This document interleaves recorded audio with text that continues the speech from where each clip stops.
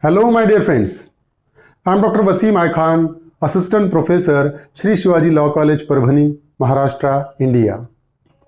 So today's point of discussion will be the defenses available for the tort of negligence, which is a part and parcel of the topic of tort of negligence. So we will discuss this particular concept in the present lecture. We will also discuss the case laws relating to the defenses available for the tort of negligence. So let's start the topic.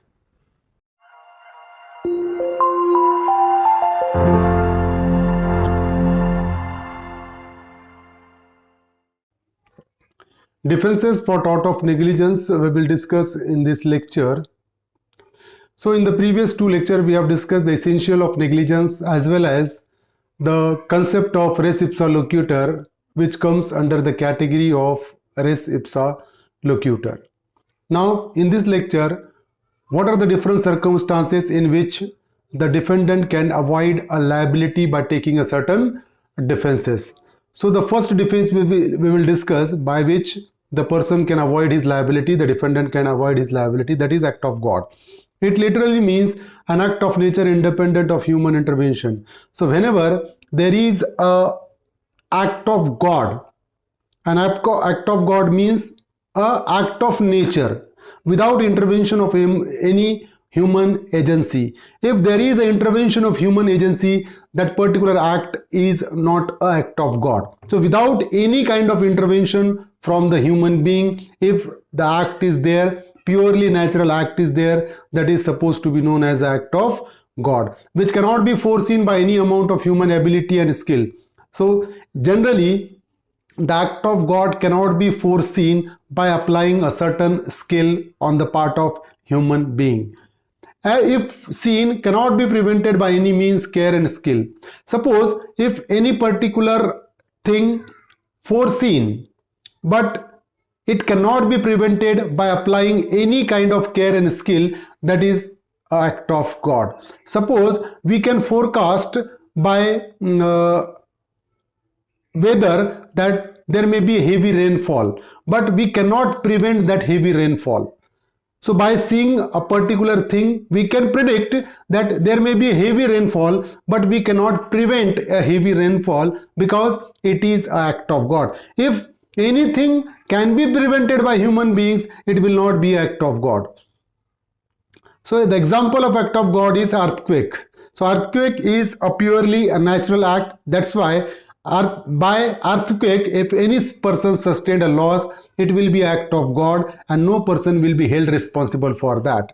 Second example of act of God is lightning. Suppose due to the lightning, if any person sustained a loss or if any person dies, no person will be held responsible for that because it is also an example of act of God.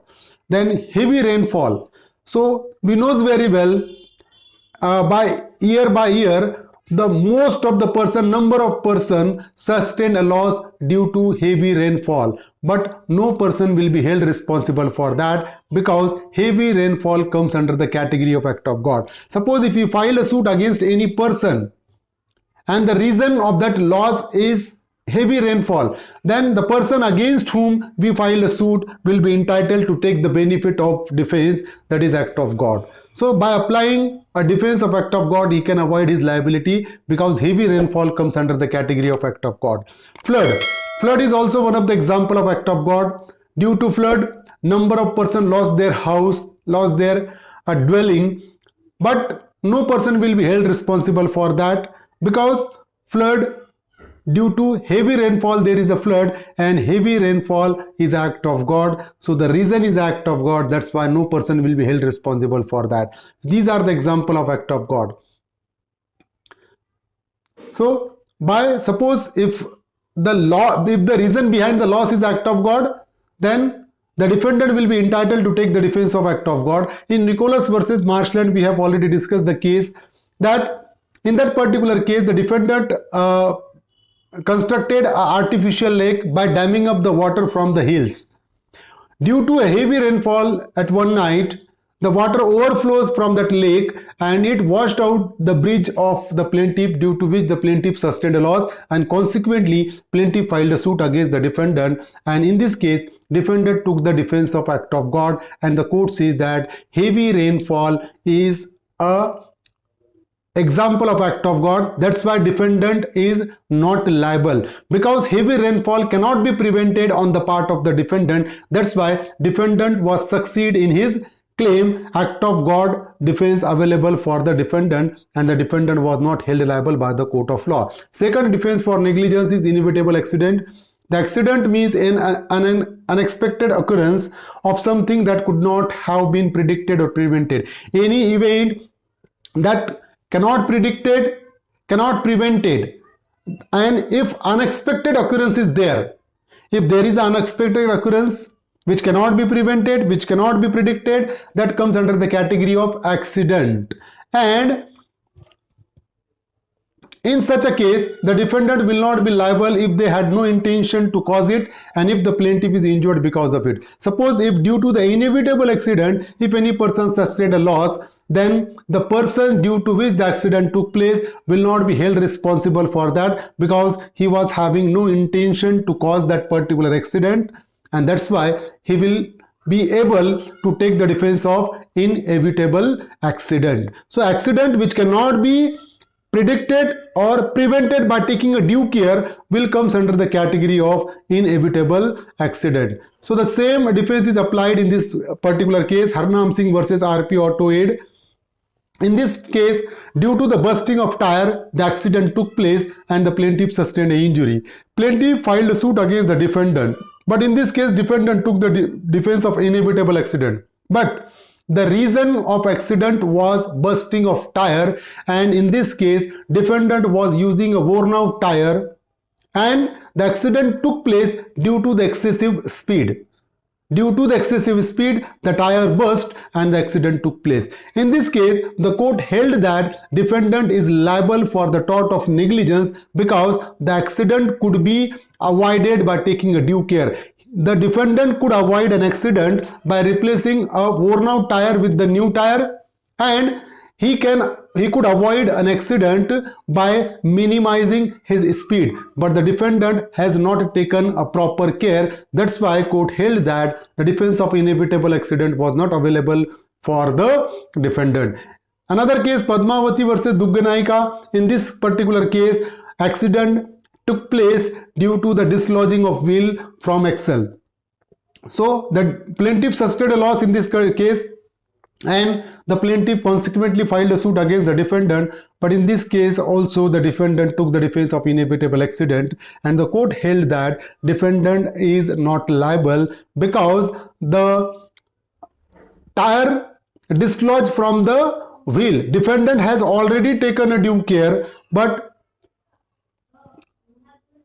accidentally the tire dislodged from the axle, and that's why the accident took place. So in this case the defendant was able to take the defense of inevitable accident, and the court held not liable to the defendant. Holmes versus Mathur. This is another case in which the defense of inevitable accident has been applied. In this case, the defendant's servant was driving a horse on a public place, and due to the barking of dog, the horse started running, and the defendant's servant tried to control the horse, but he could not control the horse, due to which the horse dashed the plaintiff who was standing in his balcony, and plaintiff sustained a loss. Plaintiff filed a suit against the defendant, and in this case also the defendant took the defense of inevitable accident.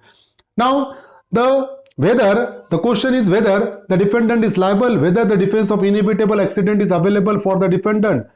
So in this case, the defendant was taken a due care. That accident was not expected, and he tries to control, the servant tries to control the horse, but the horse could not be controlled, and due to which the accident took place. It means the defendant has already taken a due care, but he could not avoid an accident, and that comes under the category of inevitable accident. Court says that the defense of inevitable accident is available for the defendant, and court held not liable to the defendant in this particular case. Another defense available for the tort of negligence is contributory negligence. The expression contributory negligence means an act of negligence in which both the defendant and the plaintiff are contributors. So when contributory negligence will be there, when the defense of contributory negligence will be available for the defendant, if both plaintiff and defendant both are negligent one, under such circumstances defendant will be entitled to take the defense of contributory negligence. He can say that the plaintiff also contribute to the accident and that's why he is a contributor and I am having a defense of contributory negligence. So defendant can avoid a liability by taking a defense of contributory negligence. So contributory negligence means failure to take reasonable care of one's own self. If each and every person is having a duty to take care of one's own self, if he is not taking a due care of one's own self, then he will not be entitled to get the compensation and the defense of contributory negligence will be available for the defendant. Going wrong side is a perfect example of contributory negligence. Suppose if the plaintiff himself is at a wrong side, that it means he is also negligent, and under such circumstances if he sustained a loss, the defendant can take the defense of contributory negligence. He can say that the plaintiff is on wrong side, that's why he also contribute to the accident. So in such circumstances defense of contributory negligence will be available. There is a case Harris versus Toronto Transit Company. In this particular case, the passenger kept his hand outside the window.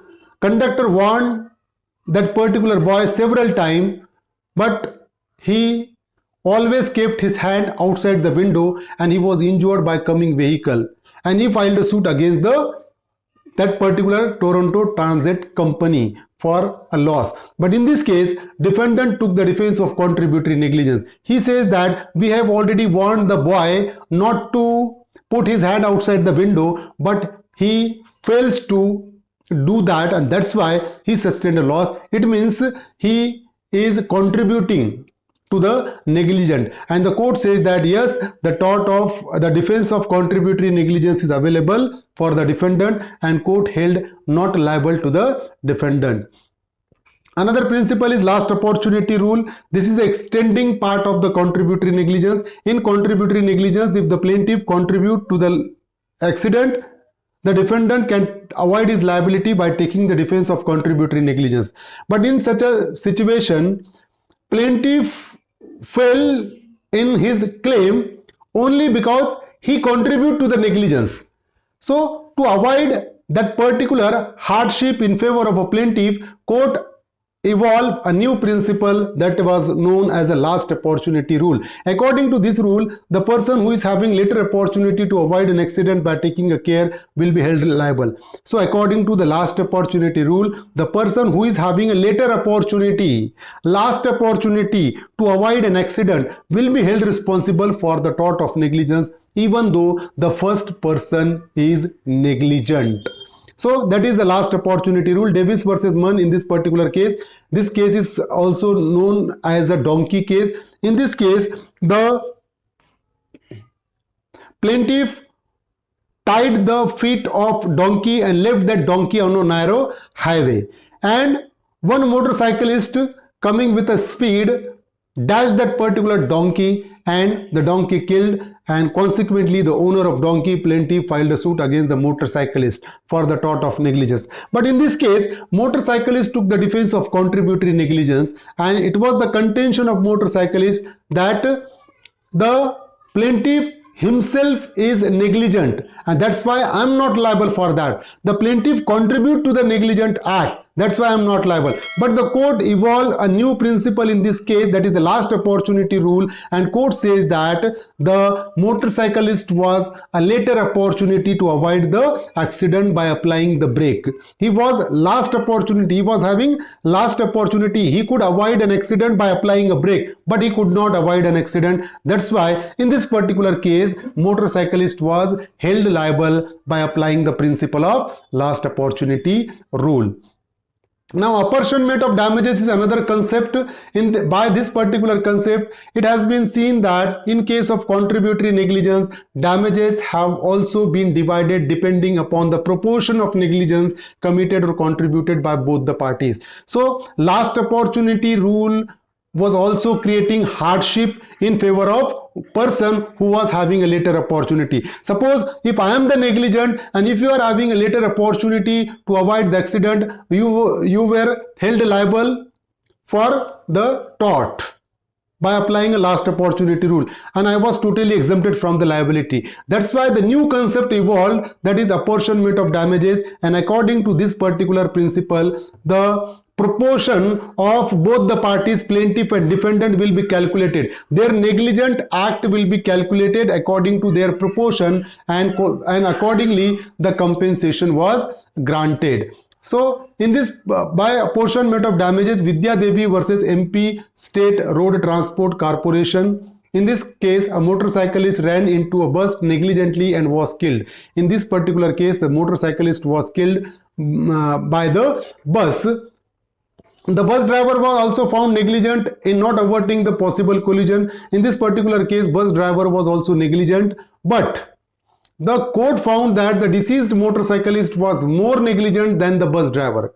So the wife of deceased motorcyclist has filed a suit against the defendant, and court held in this particular case that the motorcyclist was more negligent than the bus driver, and consequently the court awarded the damages to the extent of 1/3 only. Court 2/3 negligent, the motorcyclist was 2/3 negligent and the bus driver was 1/3 negligence, and that's why the liability of the bus driver was held by the court, that he was liable to pay a compensation up to 1/3 only, which is a part of his negligent act. So apportionment of damages is a proportionate of negligent act, and accordingly the damages is also granted. Now exception to contributory negligence is there, when defense of contributory negligence cannot be taken. Doctrine of alternative danger is an exception to the general rule. If the defendant has placed the plaintiff in a grave situation and the plaintiff tries to escape from such a situation, suppose if the defendant himself put a plaintiff in a danger situation and the plaintiff in the process to save himself from that particular danger, if he suffers any loss in that process, if he sustains an injury, then the defendant cannot set up a defense of contributory negligence. Suppose the danger which is created by the defendant and plaintiff only tried to save himself from that danger, and in that process if he sustained a loss, he knows very well that he will sustain a loss if he does the particular act. Even then the defendant will not have a defense of contributory negligence, because such a situation was created by the defendant himself. We can understand that particular concept by taking the example of this case, Joan versus Boyce. The plaintiff was passenger in defendant's coach. In this particular case, the plaintiff was passenger and the defendant was driving the coach so negligently that the plaintiff saw imminent danger to his life, and the defendant was driving a coach so negligently and the plaintiff felt that there is a danger to his life, and for the purpose of saving his life he jumped out of the coach and his leg was broken. So the danger is created by the defendant because he drives a coach so negligently, so the plaintiff felt a danger to his life, and to save his life he jumped out of the coach and his leg was broken. He filed a suit against the defendant, and in this case defendant took the defense of contributory negligence. The court says that this is an example of alternative danger and the defense of contributory negligence will not be available for the defendant because that danger is created by the defendant himself, and plaintiff was trying to save himself from that danger. In that process he sustained a loss, and that's why defense of contributory negligence is not available for the defendant. Second exception to the defense of contributory negligence is contributory negligence by the children. The rule of contributory negligence is not applied in case of children. Against the children, defense of contributory negligence cannot be taken. Their inexperience is taken into account while deciding the case involving them. Because the children are inexperienced to calculate what is wrong and what is right, they are having no enough maturity to decide the things correctly, and that's why the defense of contributory negligence cannot be taken against the children. Suppose if the one child trying to cross the road and in that process if the accident took place. Now the defendant cannot take the defense of contributory negligence against the child. He cannot say that the child was also negligent, because the defense of contributory negligence will not be available against the children, because the children was having not enough maturity to judge the thing correctly, and that's why defense of contributory negligence is not available against the children. So these are the certain exception to the contributory negligence, and here we conclude the defense is available for the tort of negligence. I hope you understand this question. If you understand this topic, please subscribe my channel, hit the notification button, hit the like button, and share this video with your friends. Thank you very much.